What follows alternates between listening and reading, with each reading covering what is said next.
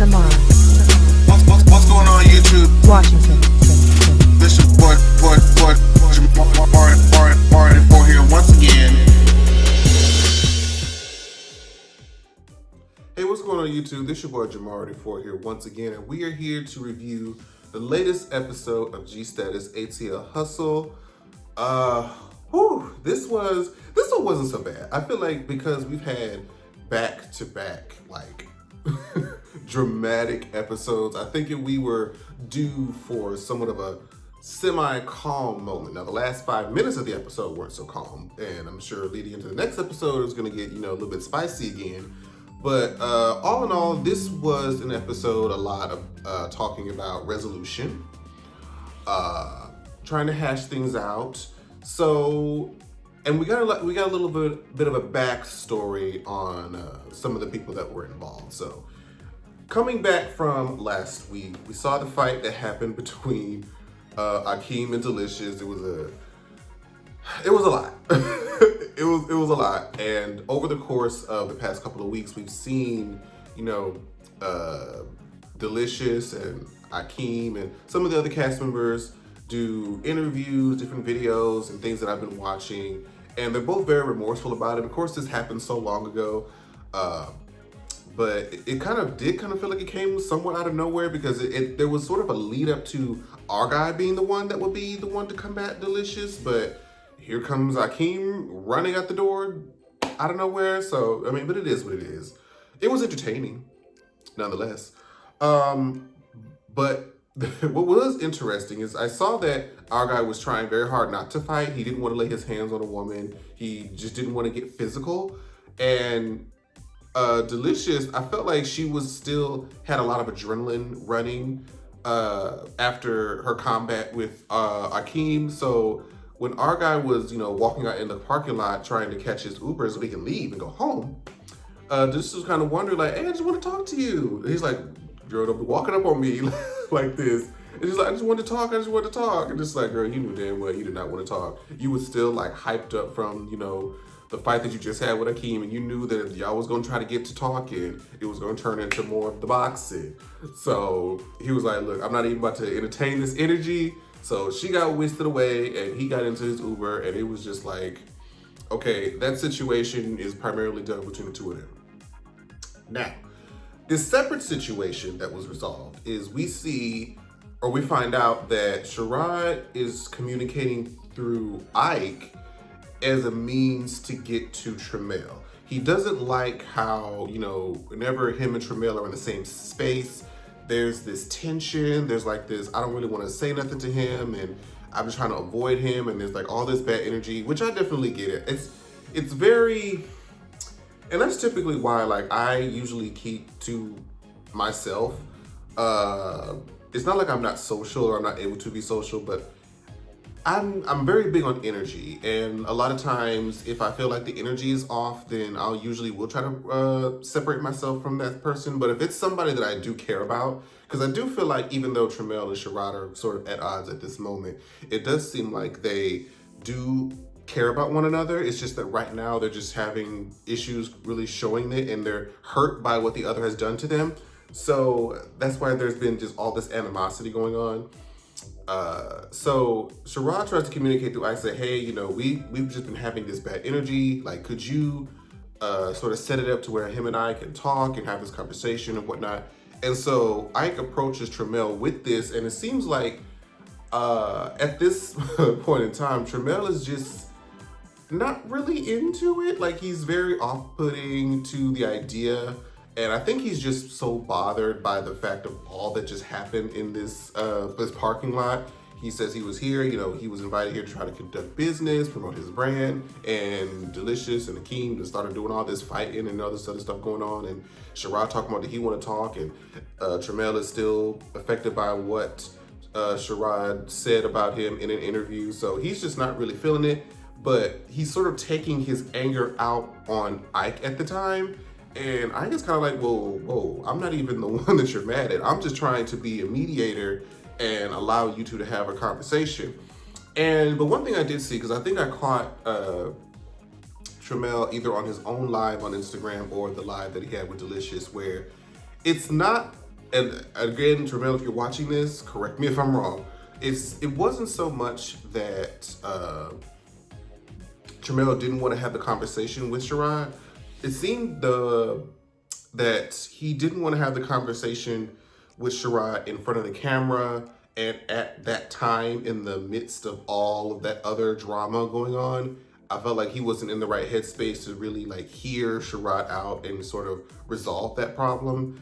Because, you know, tensions were high. People were just kind of amped up by what was going on. And that may have not been the best time to try to resolve separate issues that we've had with one another. I felt like the atmosphere probably didn't allow for something like that to happen. So that's what I feel like was his main, you know, issue. But in the midst of Ike trying to plead the case for him to meet, Sherrod really just kind of walked up and was like, "Hey, are you ready to talk?" He really kind of ambushed Tramel in the parking lot, but I mean, whatever works. I feel like that's just kind of the method and the type of person that Sherrod is. He seems very direct. But you know what? Before I get on that, editors, you are shady. Because why is it that when Sherrod was communicating with Ike, and you know, he was like, "Okay, you gonna get it for me? Okay, that's cool. And when you done, we gonna dance with you. I'm gonna dance with you." And Ike was like, "What?" And they did the boy if you don't edit in there. I'm like, y'all so y'all so shady. No, Sherrod was drunk as hell. And I think it took Ike by surprise. It took me by surprise. I had to rewind that back like, wait a minute. What? That was random, but okay. Ike, you still owe me my child support. But yeah, so Sherrod ended up pulling Tramel aside, and then they started going into this whole argument based on, first, they didn't have an issue with each other, but then it's like, okay, well, I do kind of have an issue with you because of X, Y, and Z. And it seems like Tramel's issue with Sherrod is what Sherrod said on the Royal Couch or the Royal Interview, something like that, I believe, from a YouTube interview. And he says that Sherrod called him a prostitute, and they played the clip. Now, technically, he didn't directly say that Tramel was a prostitute. However, what he did say was, "I don't know what you do. Some people say you sleep with people for money. Some people say you do X, Y, and Z sexual favor for money." So even though Sherrod's not saying this is what he does, by him saying, "Oh, some people say this," it's indirect. Some people, you trying to like view somebody else as a buffer, you know, like it's not you saying it, but it is you saying, you know what I mean? And so that's what Tramel sort of took from it. And in return, or as a way to retaliate against that, he said some things about Sherrod. I can't even remember what it was that he said. It was something that Sherrod was upset about, I think, in the interview when they talked about Wade and that hibachi dinner thing. So that was this whole back and forth that they had going on. That's why they sort of fell out, and they even brought up the season 1, episode 1 sit down that they had way back. They both look completely different to me. I don't know why. But I feel like at the end of the day, Sherrod just kind of was like, "I don't like having all this bad energy around me. I don't like, you know, I can't be around a group of people because I feel like everybody doesn't like me. Everybody has a problem with me. And, you know, I want to be this friendly person, but just sometimes the energy just turns me into a bitch, and I don't really like that. So I'm trying to make amends with you. So, because I feel like we were friends, and I feel like," he said, "I feel like you and I have so much in common, but we can't really figure out what that is because we're too busy on some, you know, petty type of stuff."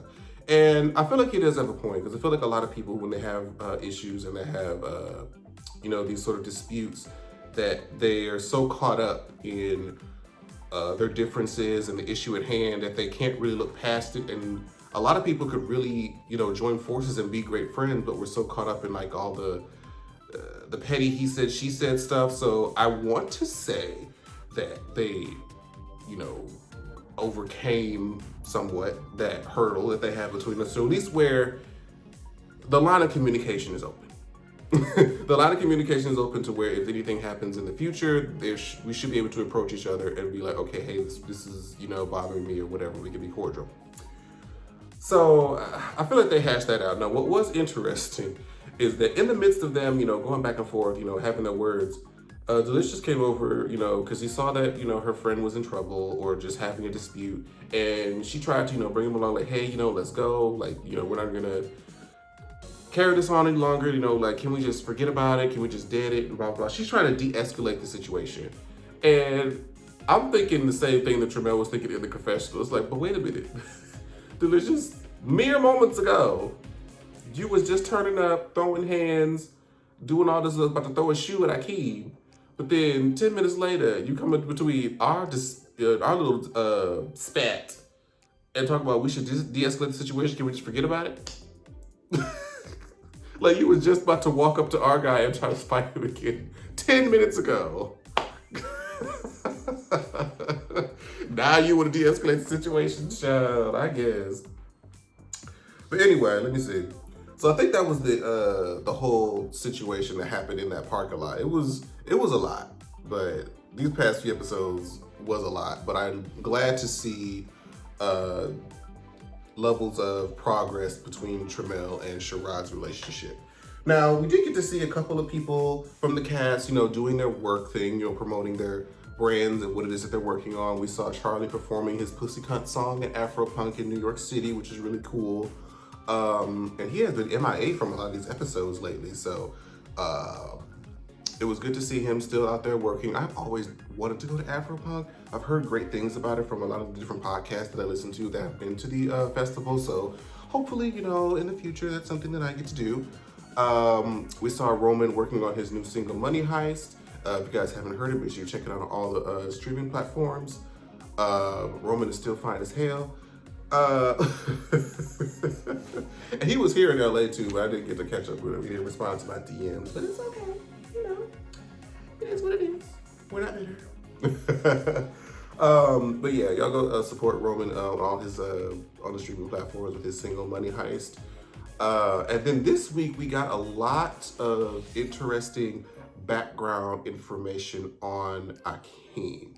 Now, Akeem was feeling very regretful and remorseful about what his behavior was in regards to Delicious and how he didn't really want to fight her and, put his hands on her and things of this nature. But he took a trip to his father's graveyard site with his mom, and he told us how his father, who at the time was 21 years old, his father was in their bathroom, and I believe, I don't know if he specified or not at the time, but I think Akeem was maybe a toddler, an infant, very, very young at the time.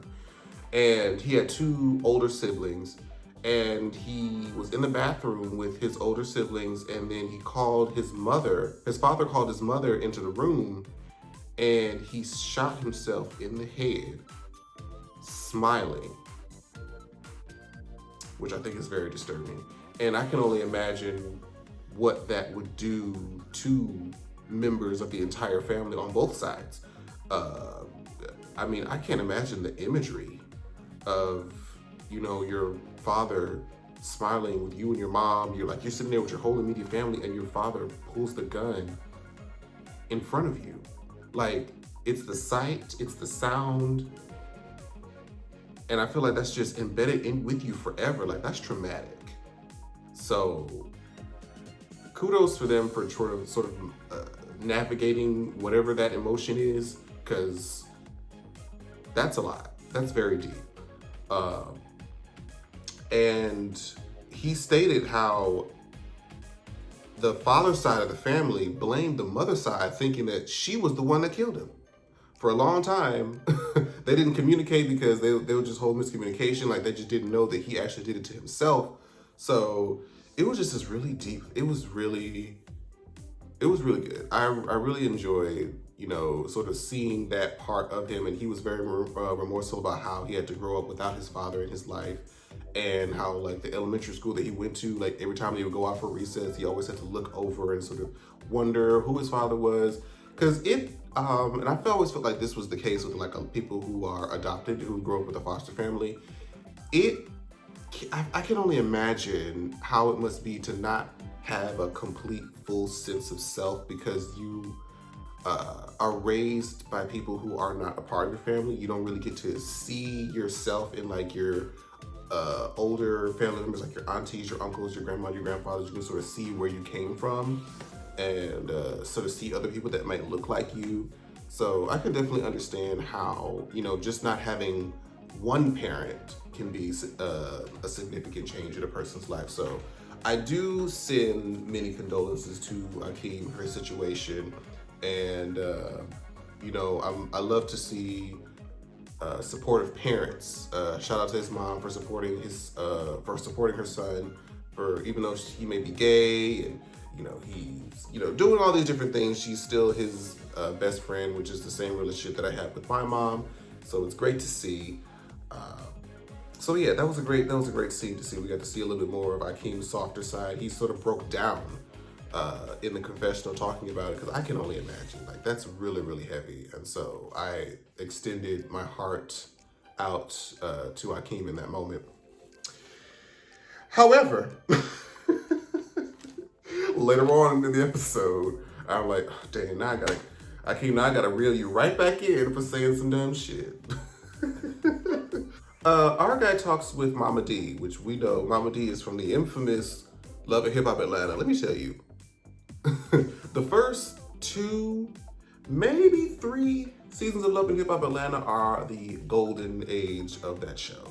Like, you can just watch the first 3 seasons and then you can really just kind of let it go from there. Like, and I think that's where we all kind of fell in love with Mama D, with her BICTH comment from the first season. I'll never forget that. Mama D is a true character, and it's always fun to see her on screen. So her and our guy are talking about, you know, the issue that he had with Delicious, and what she said, how she was calling people the N-word, and, you know, going after him and Charlie. And the conversation was cool. She's a confidant for our guy. But the only thing about this particular scene is, again, editors, y'all were trying to piece together this conversation so that it kind of flowed. I get that part, but see, eagle eyes like me, I noticed how when our guy was applying like the eyeliner, for example, I saw that he would say something to her while applying eyeliner on, and you could see that, okay, he blended in, blah, blah, blah, and then he would continue the sentence, and then we would pan back to her face, and then it didn't have the eyeliner no more. I'm like, well, wait, didn't he just put eyeliner right there, and then now it's gone? And then it came back again? So I'm like, y'all pieced together, y'all chopped suey this conversation so that I guess it flowed. I don't know, I guess during the filming it didn't really go that well, and they just kind of spliced it together. But I'm like, but wait, the makeup is inconsistent. But that's just me. That's just me being petty. And, you know, nitpicking stuff. But I mean, overall, the scene was good. Is there anything else from here that I need to talk about? Okay, yeah, no, we're at the ending scene with our guy's birthday party. So everybody's gathered together for our guy's birthday party, and we see Lando and Akeem are like towards the back outside. I don't know if that was like a porch or ottoman, whatever the hell it is. So they're having a discussion about Delicious, and of course Lando and Delicious are really, really close. And so he's trying to, you know, take up for his friend, but Akeem is kind of like, you know, oh, you know, she's this, she's that. Of course, he's upset, and he talks about how she's not a woman. He's like, you know, she can't have no period, she can't have no babies. And of course, you know, as you're a friend or an ally of, you know, a trans person or just trans people in general, like, that's hella disrespectful. You know what I'm saying? So Lando gets heated, and he tries to talk about with words just like, look, you're supposed to respect her as a woman, but Akeem was not with it at all. I'm not even sure where that came from. It's like, Akeem, you said that you are remorseful that you laid your hands on her, you're remorseful that you had this whole interaction, but yet you just outright disrespect her and her womanhood as a trans woman. And like, did you learn anything? Like, how did we get here? You know what I mean? Like, how? I don't see the correlation of where the education is happening. You say that in the confessional that you wanted Delicious to be held accountable for the situation, but then you turn around and commit a whole new situation. So it's like, all right. And then Lando smushes cake in this man's face, and then they start get to tussling. So now I think Lando's getting carried out, but Akeem is in the back still just talking his shit, and then we get to be continued going into next week. And also next week, well, I don't know if it's next week, but next episode, Sherrod shares how he was approached by Devon's boyfriend on an occasion. And apparently he reached out to him multiple times. And one of the times he's just like, okay, you know, what's up? He's like, we can do like an even exchange. And he says that he did it. So, I mean, in hindsight, he's basically saying that Devon's boyfriend cheated on him with Sherrod. And knowing that he had a boyfriend, he's like, well, he just still did it because he was so persistent, at least. At least that's what we're getting so far from the preview. We'll get a little bit more information about that later. And I know Sherrod mentioned that on the interview that he did with Imani Van Zap Instagram. Y'all go check her out, because she's really, really funny. She's been doing like all these different interviews with the cast, giving us all this additional, you know, tea that we may not get from the show. But yeah, that's going to be next week's episode. I hope you guys really, really enjoyed this episode. I've seen like numbers on this video do really, really well. A lot of the cast members have reached out and followed me, so it's really, really awesome. Shout out to you guys that are watching. Hey, how y'all doing? Love y'all. Can't wait to meet you guys out in Atlanta. Hopefully, if there's like a reunion type of situation that happens, hopefully there's something that I can be able to attend to meet you guys and the cast and crew. Yeah, so thank you guys so much for watching. If you want to follow me on my social media, it's Jamar84. That's JAMAR84. All the links to my social media should be in the bottom below. And thank you guys so much for watching, and I'll see you guys next time. Bye. Like, share, subscribe. Jamar, Washington, Washington, Washington.